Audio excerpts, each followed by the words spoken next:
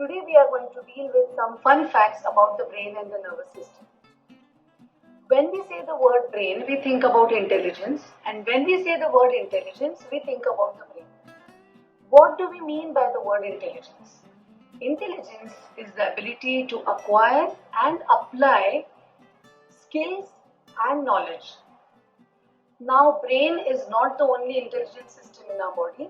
There are many systems. I would say all the systems of the human body have intelligence built into them. The white blood cells are intelligent, and that's why they can rush wherever the infection is. The endocrine system is intelligent, and that's why the hormones can increase and decrease according to our needs.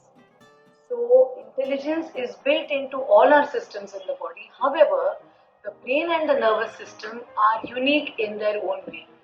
Let us see how. So, the brain and the nervous system are intelligent in their own unique way, right from the nerve cells in the frontal cortex up to the nerve endings in our fingertips. We find intelligent systems of receiving data, processing data, storing data, integrating data. These are all present throughout the nervous system. Brain is the organ responsible for our identity. Who am I is determined not by our face but by our brain, because the brain helps us take decisions, make choices, behave in a certain way, emote in a certain way, and that is what makes us as a complete person, and that is how we are known to the world. So we are known to the world by our personalities, by our personas, and the brain is responsible for that. So brain is the organ for our persona and our identity, and our face is known because we are known. So face is not our identity. Our identity is our persona. We have to take care of this organ which is responsible for our identity. Brain is our very own smart device.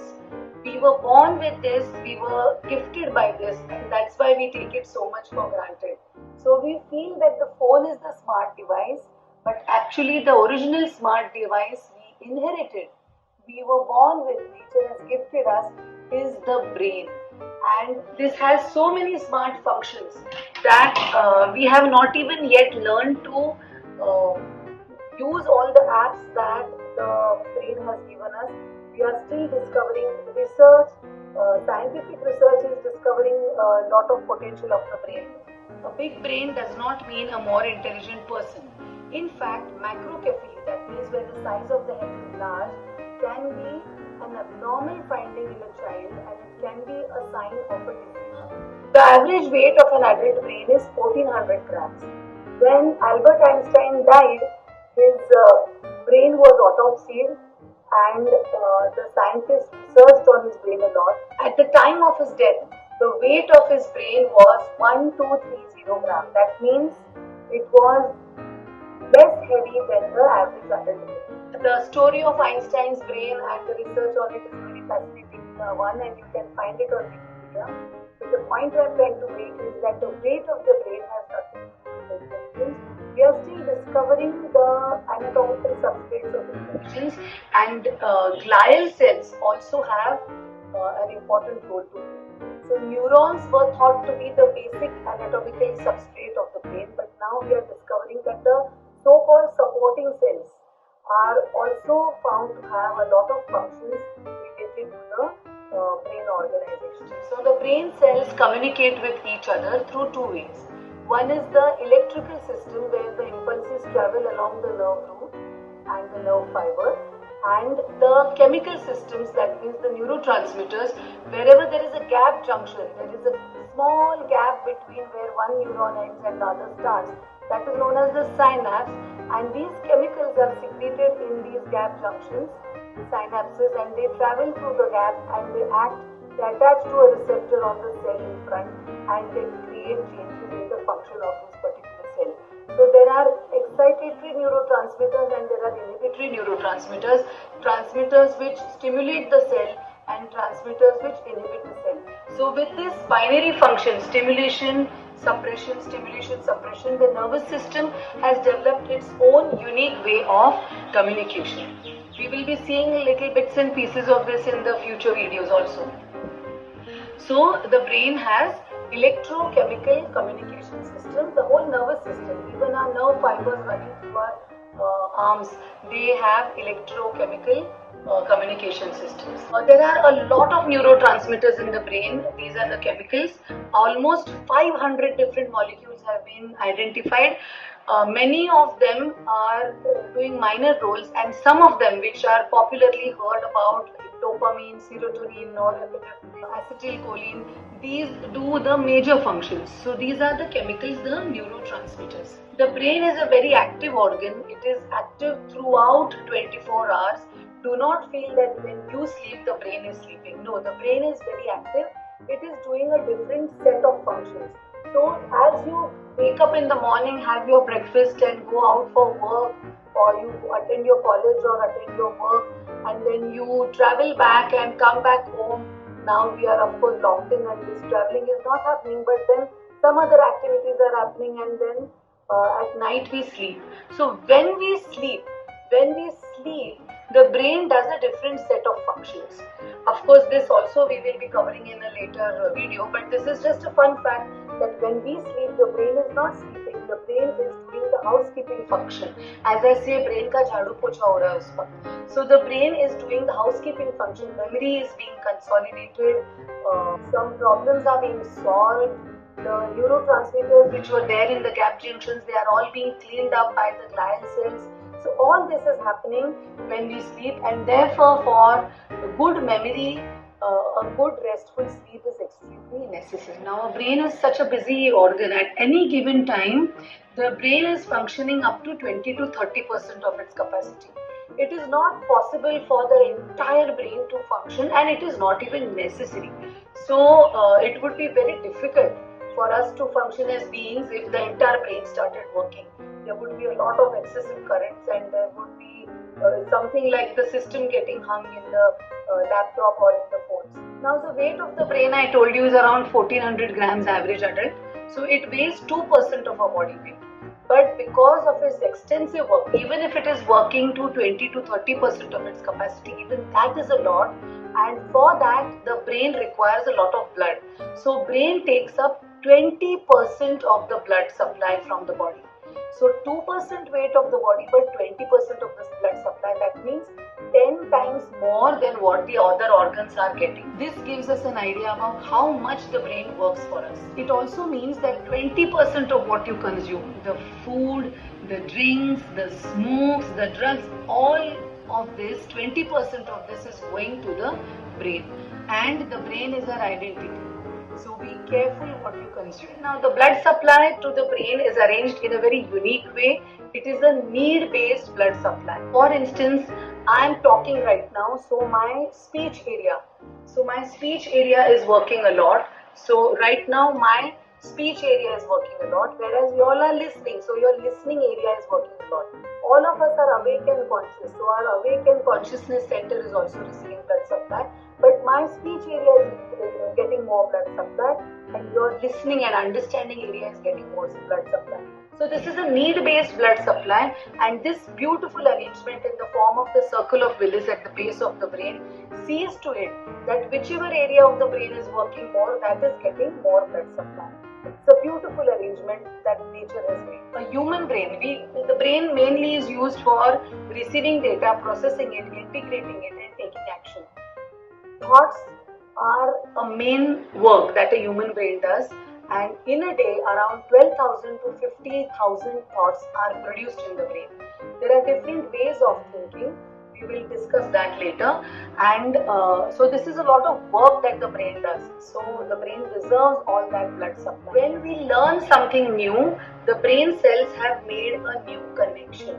So new synapses are formed when learning occurs. So consolidation of a memory means that synapse has become formed in a very stable state. So learning means formation of new memories, and formation of new memories means formation of new connections, new synapses. All this of course requires energy. The energy supply to the brain is mainly in the form of oxygen and glucose.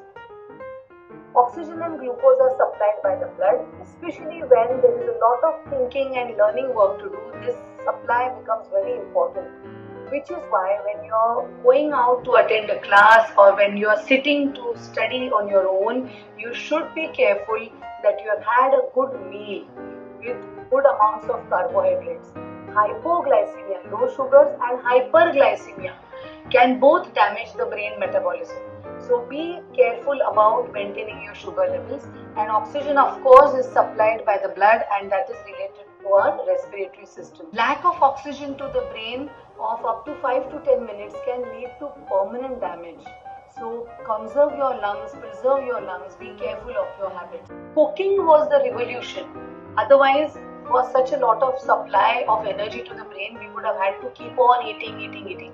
But humans invented cooking, and cooking led to inventions of combination of meals, due to which we can sustain our glucose levels for a longer period of time. So now we are down to 4 meals a day, 3 meals a day, 2 meals a day, and even on 2 meals a day, we can sustain our brain's functionality.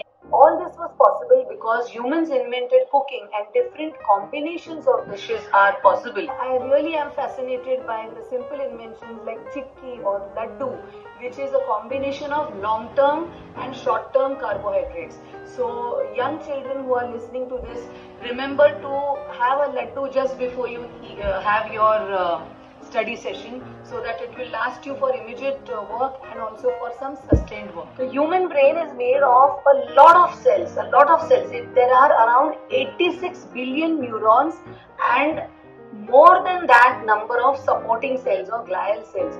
So lot of cells all packed together in this much space. So it's a very soft organ, and we said 20% of the blood supply of the body goes to the brain. So it's a very vascular structure, constantly working. So it's very soft and delicate. It is as soft as paneer or tofu. And because of that, it needs to be protected by the skull. Similarly, the spinal cord running in our back, that is also a soft structure, and it is protected by the bony structure called the vertebral column. But these bony structures were not meant for high velocity traumas. So with the bikes available today, fast speed, high velocity, it becomes necessary to provide additional protection to our brain and skull by using good helmets. So following traffic rules and wearing helmets is also related to preserving our identity, because the neurons are not going to get recreated. They are not going to get recreated like the skin cells. No, the neurons are going to adjust the work amongst themselves after they are injured. So do follow traffic rules, do wear helmets, and take care of your brain. Preserve your identity. The brain is a beautiful organ with a lot of work distribution. If you want to study a good management style, you can study the brain and the nervous system. So studying the brain is like studying sociology, management styles, spirituality, everything together. It is not just anatomy and physiology. So the work distribution is so excellent in the brain. In right-handed people, on the left side, we find language areas and analytical and reasoning skills. Whereas the creativity, the music zones, the visual spatial is all allocated to the right side. So there is this difference between the left side and the right side. The frontal lobes are responsible for our personality, for movement. The parietal lobes are responsible for sensation, and even here there is distribution. There is an area over here which looks after the leg, then the trunk, then the upper limbs, and then the face, then the language area, as I said. So there is a lot of work distribution, and it's a very beautiful system. It's a combination of hierarchy and heterarchy. The cerebellum is like a control of how much and when. So all these functions are distributed, and it's a very beautiful system of working. We will be seeing this in the later talks as well. So the newest part of the brain is the prefrontal cortex, just behind the forehead. That is the neocortex. That means evolution-wise, it's the newest gift by nature, and we are the recipients of that gift. And that is the part of the brain responsible for our rational thinking, making choices, taking decisions, and even controlling our emotions. That's it for today, and I'll join you again in my next video with some more interesting facts about the brain and the nervous system. A lot more to share.